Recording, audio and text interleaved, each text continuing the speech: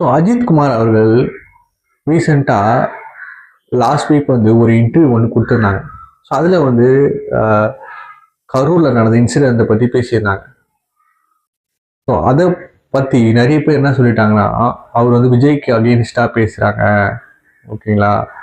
So வந்து விஜய் பண்ண தப்பு அப்படின்னு நிறைய பேர் வந்து லைக் ஃபேக் நியூஸஸ் பரப்பிட்டாங்க.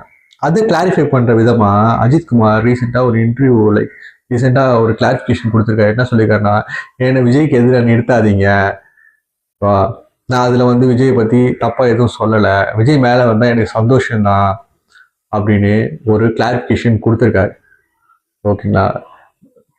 அதாவது அஜித்குமார் அவர்களுடைய மெச்சூர்ட் அண்ட் காம் கிளாரிஃபிகேஷன் வந்து இப்போ வந்து ரொம்ப வந்து வைரலாக சோஷியல் மீடியாவில் போயிட்டுருக்கு. ஸோ இதை மாதிரி விஷயங்கள் உங்களுக்கு 2 மினிட்ஸில் ஒரு நியூஸ் பைட் பண்ணி வேணும்னா என்னோட சேனலை சப்ஸ்கிரைப் பண்ணுங்கள். அதே மாதிரி அஜித்குமார் அவர்களுடைய காமன் மெச்சூரிட்டி, தலை மூவ், அதை பற்றி நீங்கள் என்ன நினைக்கிறீங்கன்னு கமெண்ட் பாக்ஸில் சொல்லுங்கள். தேங்க்யூ.